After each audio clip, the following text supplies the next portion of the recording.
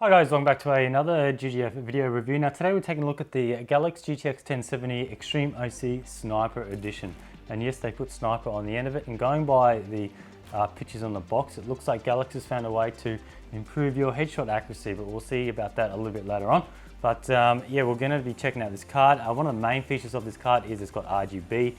It's got this kind of risen backplate, and it's got this sort of acrylic RGB sandwich in there that sort of pulsates out all around the card, which looks pretty cool. It's also got sort of semi-transparent fans that are LED backlit. They're not RGB, they're just static white. And of course the card is all white. I wouldn't say exactly white, it's more sort of a creamy white.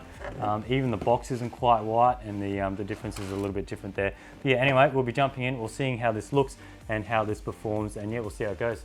To me, this card kind of resembles Galax's famous Hall of Fame cards, by this one having a black PCB and only 2 fans instead of 3. Straight away, the most outstanding feature on the Galax 1070 Sniper is the RGB light bar that runs along the front edge of the backplate. The light bar also extends out the rear of the card for extra visual effects.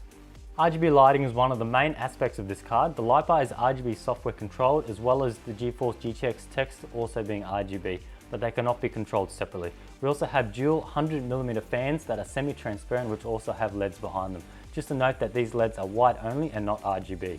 The card also features an aluminium backplate, but should be noted that it sits quite high off the back of the card. This is to sandwich that RGB light bar in between it and the PCB. Be careful installing this in first PCIe slots, as it may come in contact with DIMM slots or motherboard I/O covers. GPU sag was basically non-existent, and the card was very sturdy in the slot, no wobbling or flexing at all. Spec-wise, we're seeing of course the standard 8GB 256-bit GDDR5 memory running at 8GB. Base clock for this card is 1594 MHz with a boost clock of 1784, which is actually not bad. But what's more interesting, that when I started benching this GPU, straight out of the box the boost ran at 1822 MHz constant. We'll see how overclocking goes on this card a little bit later on. Power phases for this card consist of a 5+2 design, 5 phases for the core and 2 phases for memory. The card requires 8 and 6-pin PCI power. Video outputs are standard for a 1070. They include 3 DisplayPort 1.4s, a HDMI 2.0B and a DVI-D port. Now taking a look at the Extreme Tuner Plus, on the left side we have the temperature over here, on the right side we have the fan speed. Bear in mind, most of the time the fan doesn't even spin at all, because it doesn't get over 45 degrees unless you're actually gaming or benching. Now over here we have the GPU speed, and we have the memory speed, and most of the time it clocks down to a reasonable speed to keep the temperature nice and low. Now some of the main settings we have is one-click OC, we have 5%, 3% and sort of a silent mode. We have overclock settings here, this is all your tweaking, your percentages, your sort of power target and things like that. We have a separate tab for voltage over here. Now we have our lighting control. Now if you're probably buying this card, you're probably going to be using the lighting because you probably are interested in RGB. So pretty simple, we have our color wheel here, and you just have to click apply each time, and then it is pretty much instant. So the few modes we have static breathing, cycle breathing, strobing, LED off, and then on this other page over here we have sort of a GPU temperature. So when it's low it's yellow, and when it's high it's red. I guess I probably could have changed that to like blue or green to show low. GPU loading, which is good, so activity, we have low light blue and high is a dark blue.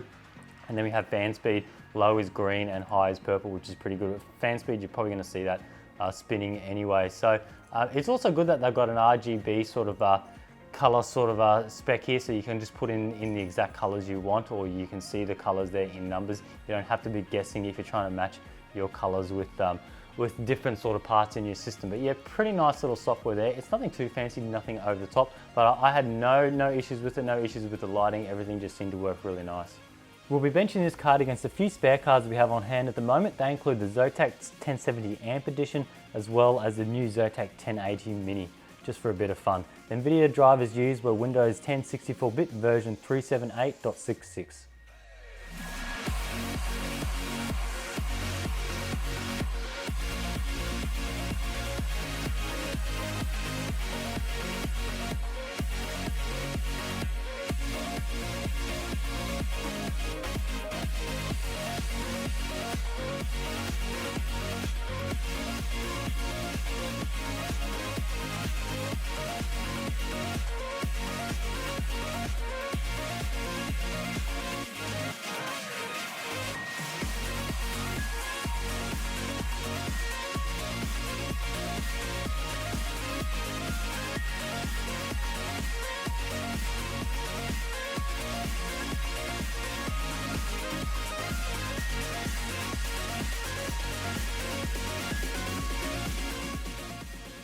You can find the Galax Extreme OC Sniper Edition at Scorptech for $639 Australian, which is roughly the cheapest card you'll find with RGB effects and RGB software control. It's also one of the cheapest I found with a high boost clock straight out of the box.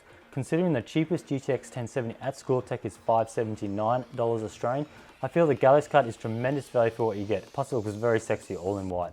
Alrighty, now that's pretty much it on this video. Our performance for this card was pretty much spot on with a GTX 1070, even it was keeping up with the Zotac, and Zotac are known for releasing very high clocked, very good cards. So the only downsides I will say, well, the downside for me was my overclocking experience. I will admit I don't have a heap of knowledge, but I couldn't really bump the OC up much at all. That's why I didn't include it in my benching results. I did actually have it a separate area for overclocking, but in the end I was only able to bump it stale about 45 megahertz on the core, so I thought, what's the point? It only translated to like 1 or 2% in the benchmark, so I left that out. So it could just be this card, it could even just be my experiences, but I've had much better on other cards on 1080s and so forth in the past.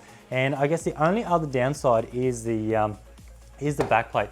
As I said, it's slightly raised off the back of the card, and as you saw previously, putting it in a first slot that has sort of low setting dim slots that are moved down a bit, or even an IO shield covering your rear IO ports, you may hit it, which we actually did encounter, so just bear in mind. But apart from that, as I said, the price is really on point. It's got a lot of RGB going on, so if you're into RGB, you can use it. If you're not into RGB, I guess you can just turn it off or set it to just a static color as well. But anyway, that's it. I want to thank Galax for sending out this card to check out. Thanks to you guys for watching, and stay tuned for next time.